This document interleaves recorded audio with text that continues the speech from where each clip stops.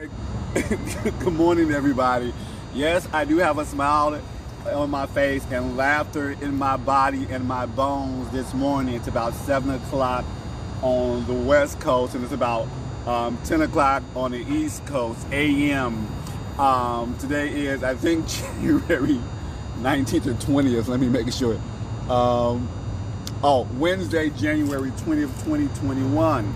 So I'm out here because, you know, when you're feeling good, when your energy is on a high, you move in motion. E equals MC squared, the relativity of everything. Emotions, E equals MC squared. So when you're feeling good, the atoms in your body are moving with a particular flow. So we have to move in motion because our emotions are directing us one way or another. So this is why I'm out here. I'm gonna run a little later, but I wanted to do a little stretch. So, and then also, I felt like I wanted to do a stretch, but then also, you know, my mind's eye wanted to have a conversation at the same time because the flow of energy. I'm trying to breathe.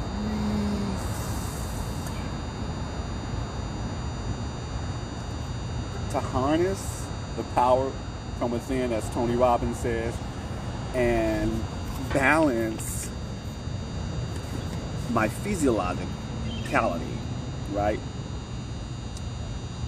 My mind's processing thing and my body responding to what my mind has subconsciously told it to do.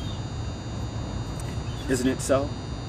That's what we all are trying to do on a day-to-day basis.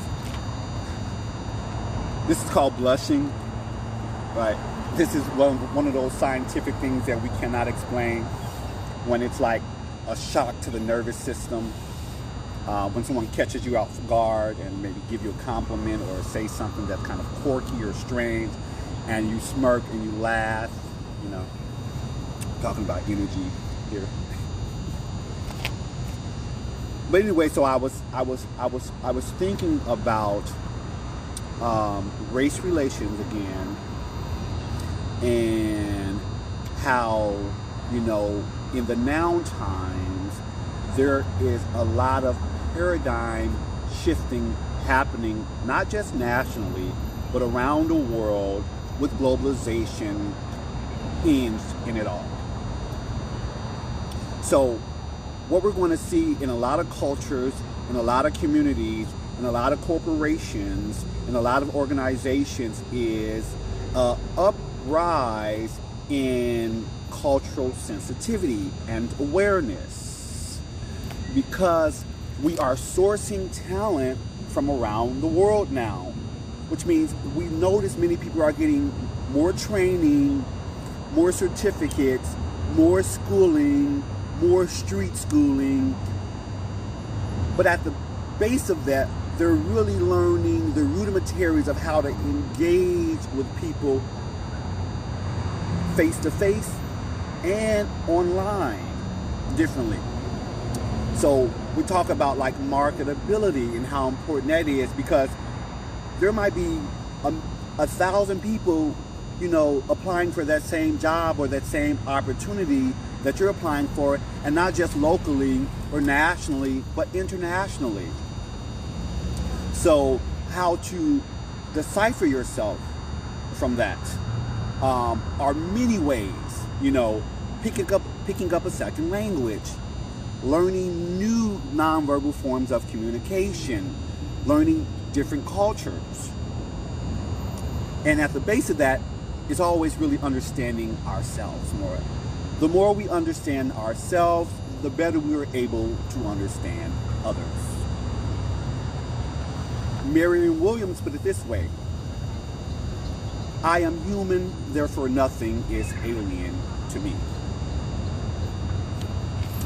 So it had me thinking about,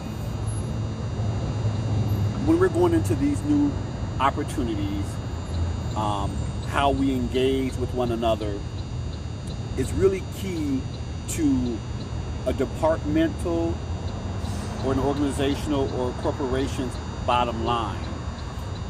Because you can go into the lunchroom and turn someone off from a different country easily, and they may feel uncomfortable in that workspace, and thereby may not produce at their highest yield a return that the company has invested in them. So, you know, the working poor that have, you know, benefited for generations on entitlements are a little leery and a little kind of scared right now as to, you know, are they getting the right skills? Are they obtaining the right type of trades? Are they evolving to the times of now to be a qualified candidate for a job and a position or an opportunity? How the uncomfortness or the unease with dealing with other ethnic backgrounds. You know, if you want to really develop and grow and expand your horizon, your opportunities, you've got to get uncomfortable. You've got to get uncomfortable and find comfort in your uncomfortability. Isn't it so? Is it not? Say, for example, I'm stretching now, right? There's a point where the easiness of the stretch becomes uncomfortable and tension happens where you don't want to go any further because you can feel the tension in your stretch, right? Which I'm feeling right now. And what do you do in situations like that? How do you alleviate the pressure of the body that's telling you to stop? You've got to control the mind's eyes. You've got to breathe. You've got to breathe and release those endorphins and oxytocin,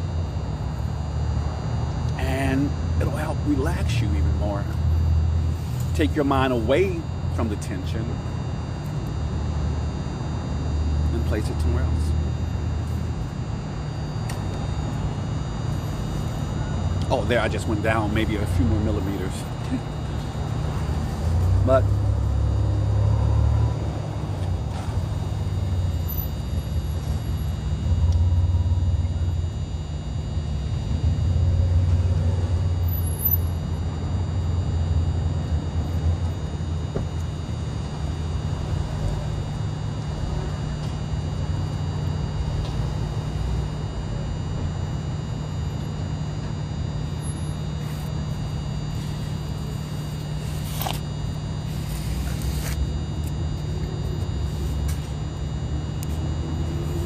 it's a real thing.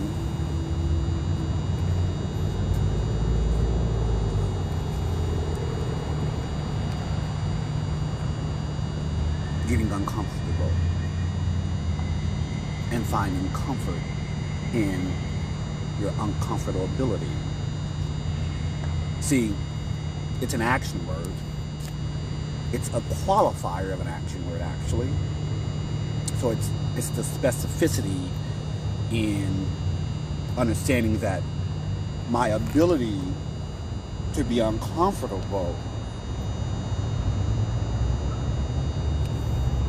allows me to stretch beyond my wildest dreams and my beliefs. When you're going into the next opportunity, when you're going into that lunchroom,